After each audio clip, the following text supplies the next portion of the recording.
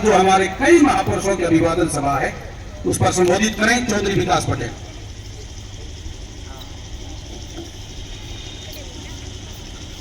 धन्यवाद डॉक्टर साहब। मंच पर उपस्थित आदरणीय भंते जी, धनखड़ साहब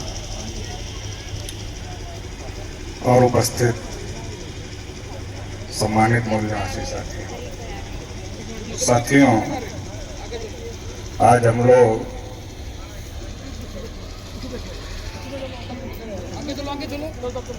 संयुक्त अभिवादन सभा के मौके पर उपस्थित हैं।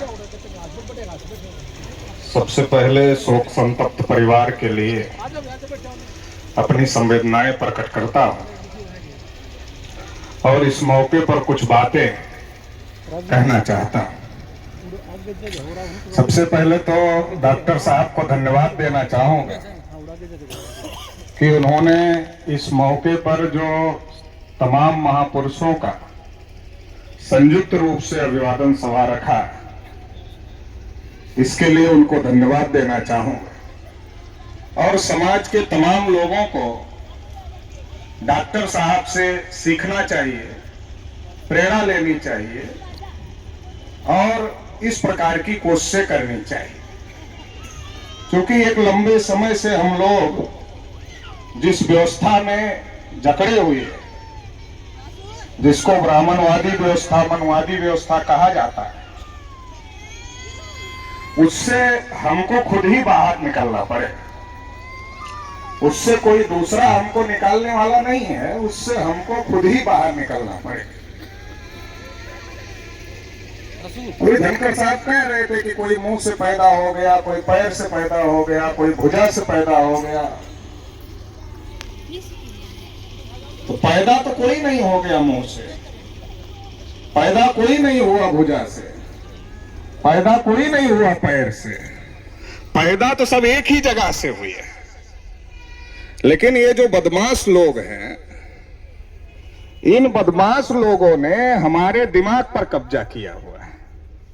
जैसे अभी भंते जी तमाम बातों को आपको समझा रहे थे कि आप डरते हो, तो डर के आधार पर ही उनका सारा धंधा चलता है। जिनके धंधे में आप फंसे हुए हो, वो उनका जो धंधा है, वो सारा धंधा डर के आधार पर चलता है, भय के आधार पर चलता है। इसलिए ज्योतिबा फूले ने एक जगह लिखा कि जैसे बाल काटना नारी का धर्म नहीं है, धंधा है, वैसे कर्मकांड करना ब्राह्मण का धर्म नहीं है, धंधा है।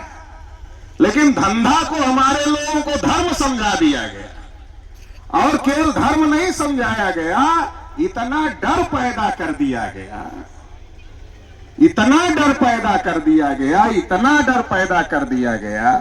आत्मा का डर पैदा कर दिया गया, परमात्मा का डर पैदा कर दिया गया, भाग्य का डर पैदा कर दिया गया, भगवान का डर पैदा कर दिया गया, पुनर्जन्म का डर भी पैदा कर दिया गया कि अगले जन्म में सब गड़बड़ हो जाए। मैं तो ओबीसी समाज से हूं, ओबीसी समाज का संगठन चलाता हूं, तो हमारे लोग ज्यादातर तो इसी बात में परेशान हैं। इस जन्म को सुधारने की चिंता कम कर रहे हैं और अगले जन्म को सुधारने की चिंता में ज्यादा परेशान है। अरे हमने कहा अपने बेटा बेटी को पढ़ा दो, अच्छी शिक्षा दिला दो, अच्छी नौकरी पा जाएगा, अच्छा जीवन जिएगा, तो तुम्हारा अगला सुधर गया। लेकिन यहां नहीं सुधार रहे। वो पंडित जी ने बताया वहां, और वहां है तो क्या करना पड़ेगा? वहां है तो जो जो ब्राह्मण ने बताया है वो सब करना पड़ेगा। वहां चूंकि वहां से आकर अभी तक कोई खबर दिया नहीं, कोई दिया आप लोगों को खबर? वहां से आकर कोई यहां खबर नहीं दिया। लेकिन डर है, पता नहीं चल रहा है, लेकिन डर है, और इस डर का फायदा वो लोग उठा रहे हैं जिनको हम जाहिलों की जमात कहते हैं।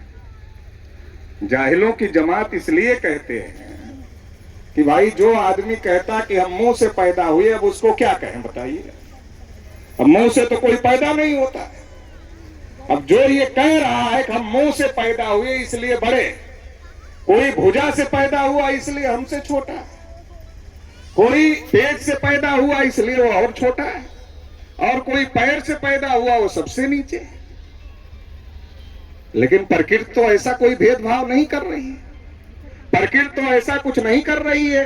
अब सूरज निकल रहा है तो सबको बराबर गर्मी लग रही है कि ब्राह्मण को ज्यादा लग रही है, क्षत्रिय को थोड़ा और कम लग रही है, वैश्य को थोड़ा और कम लग रही है, और शूद्र और अछूत को थोड़ा और कम लग रही है। ऐसा कुछ हो रहा है? जितने लोग हैं सबको बराबर सूरज की रोशनी मिल रही है। बारिश होती है तो सबको बराबर बारिश होती है, हवा चलती है तो सबके लिए बराबर चलती है।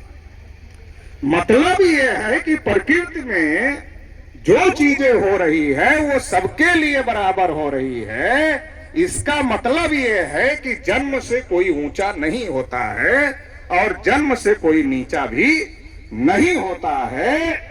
जन्म से हर आदमी इंसान पैदा होता है। कोई आदमी और कुछ नहीं पैदा होता, कोई ब्राह्मण नहीं पैदा होता, कोई क्षत्रिय नहीं पैदा होता, कोई वैश्य नहीं पैदा होता, कोई शूद्र नहीं पैदा होता।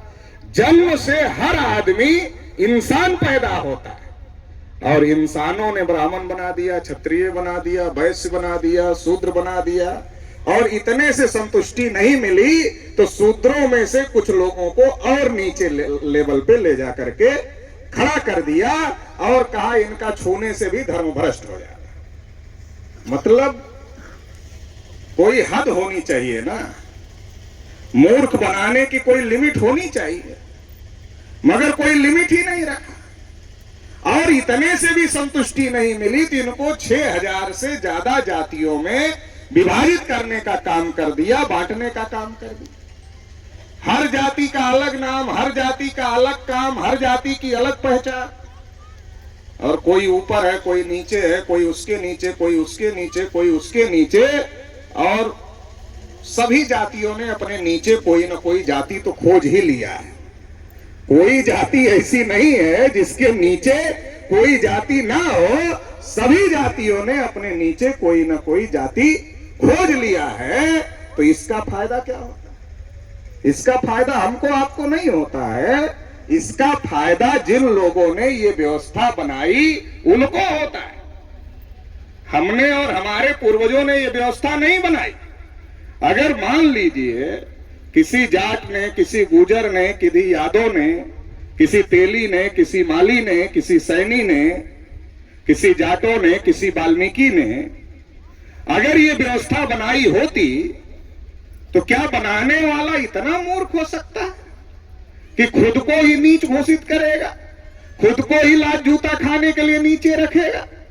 इसका मतलब यह है कि हम लोगों ने ये व्यवस्था नहीं बनाई, हमें इस व्यवस्था का शिकार बनाया गया। दूसरे लोगों ने बनाई तो किसने बनाई? जो सबसे ऊपर है उसने बनाई। सबसे ऊपर कौन है? सबसे ऊपर ब्राह्मण है। और जन्म से लेकर मरने के बाद तक किसका धंधा चलता है? किसका चलता है? ब्राह्मण का चलता है। उसने बनाया, फायदा भी उसको हो रहा है और हम आपको केवल नुकसान हो रहा है। बच्चा हमारे लोग पैदा करते हैं लेकिन पूछने जाते हैं कि कौन से ग्रह नक्षत्र में पैदा हुआ है, पंडित जी थोड़ा बताओ। अब पंडित जी सोचते हैं, अगर महिलाएं तो सबसे पहले भेजती है, तो अगर पंडित जी कह दें कि नहीं सब ग्रह नक्षत्र ठीक है तो कहां से मिलेगा पंडित जी को? धंधा चलेगा? नहीं चलेगा। तो कहता नहीं, थोड़ा शनि थोड़ा इधर का उधर चला गया, मंगल थोड़ा इधर का। अरे जिसको तुम इधर का उधर कर रहे हो, वैज्ञानिक वहां जा रहे हैं। जिसको तुम बता रहे हो कि ये थोड़ा मंगल इधर का इधर हो गया है, अरे वहां तो वैज्ञानिक जा रहे हैं। तो अब हम लोगों को ये बात समझने की जरूरत है, सोचने की जरूरत है कि हम लोगों को गुलाम बनाया गया। जब हम कहते हैं कि हम लोगों को गुलाम बनाया गया तो हमारे समाज के लोग क्या कहते पता है? हमारे समाज के लोग कहते हैं, पटेल जी हम कहां से गुलाम हैं?